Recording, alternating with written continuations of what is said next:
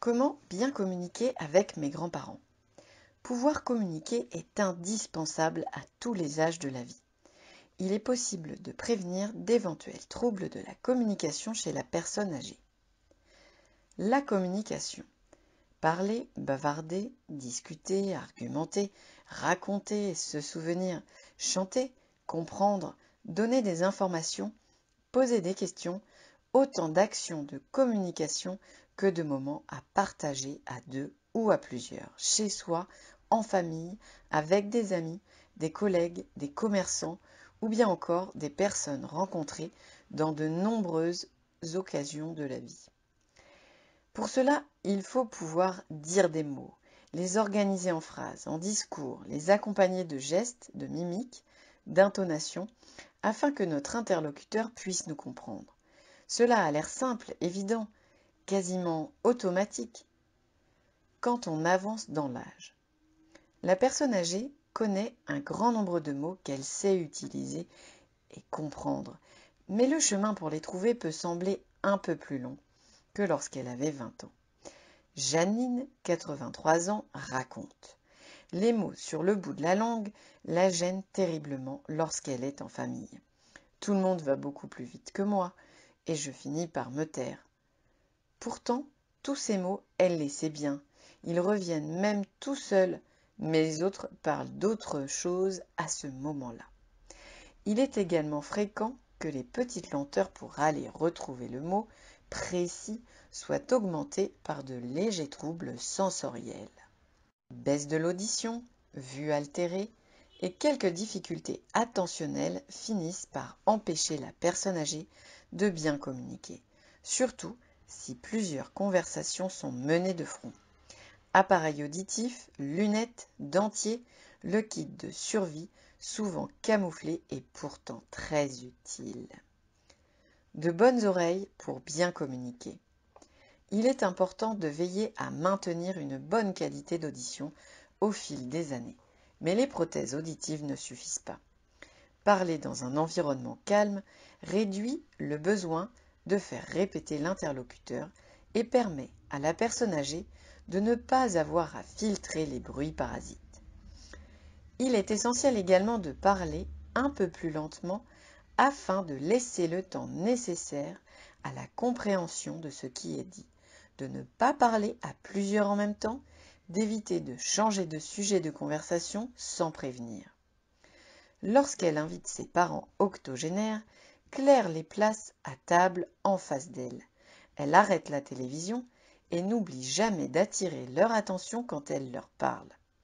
Elle privilégie ses repas à 4 ou 5 personnes afin de permettre à ses parents de ne pas être noyés par plusieurs conversations. Tout comme Claire, continuons à profiter de nos aînés en aménageant de véritables moments d'échange. Les personnes âgées aiment raconter ce qu'elles ont fait et ont vu. Elles aiment également nous écouter si nous prenons la peine de parler moins vite. De bons yeux pour bien communiquer. Nous savons aussi qu'il est utile de maintenir une bonne vision, car la communication n'est pas faite que de mots. Elle est complétée par des regards, des mimiques et des gestes qui donnent beaucoup d'informations au cours de la conversation. Les troubles de la vision doivent être pris en charge et les lunettes ne doivent pas rester dans le tiroir. Éviter le contre-jour et utiliser un bon éclairage permettent aux personnes âgées de bien voir notre visage, de lire sur nos lèvres. De bonnes dents pour bien communiquer et bien manger. Il ne suffit donc pas de savoir parler, de connaître les mots, de savoir faire des phrases.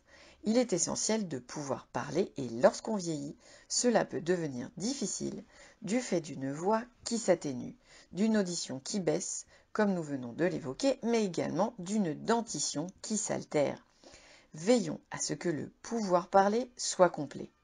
Jacques, 68 ans, raconte ses difficultés à articuler des mots compliqués qui ne ressemblaient à rien jusqu'au moment où il a pu aller chez le dentiste et revenir avec 2 appareils dentaires qui lui ont redonné sa parole de 20 ans. Ces dents si précieuses pour parler lui ont également permis de recommencer à manger de la viande, croquer dans une pomme et accepter les invitations des amis. Lorsque l'on vieillit, on peut rencontrer quelques difficultés pour manger sans pour autant être malade. Il n'est donc pas nécessaire de proposer une alimentation hachée, mixée, de la bouillie. Par contre, il faut veiller à la présentation des plats. De belles couleurs égayent le repas. Servir une quantité adaptée, donc pas la peine de remplir l'assiette, et surtout accorder du temps à la personne âgée, le temps dont elle a besoin. Tous les moments de partage sont essentiels. Avez-vous déjà éprouvé l'agréable sensation que procurent les souvenirs sensoriels, ces petits instants où vous retrouvez avec plaisir le goût des fraises des bois que l'on cueillait jadis, l'odeur de la naphtaline des vieilles armoires, le son de ce carillon qui marquait le temps lors des leçons, dans la grande salle à manger, la forme des nuages poussés par le vent. Eh bien, ces petits moments de grâce peuvent se cultiver, se provoquer. L'évocation des souvenirs anciens met du baume au cœur et nous réchauffe l'esprit.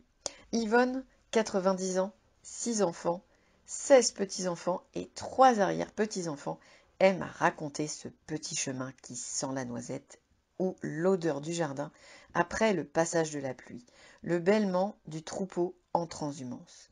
Je me souviens quand ils arrivaient dans les prés, à côté de chez moi, l'odeur des foins, la fenêtre ouverte de la salle de classe qui marquait l'approche des grandes vacances, les sabots du cheval qui passait sur la route et attiraient l'œil en même temps qu'il enchantait les oreilles. Elle prend du plaisir à regarder les yeux pétillants et attentifs des grands et des plus jeunes quand elle évoque ses souvenirs. L'environnement, l'entourage, les activités, les échanges, les relations, la bonne humeur, l'humour, les jeux, les chansons contribuent à la bonne santé et entretiennent la capacité à communiquer.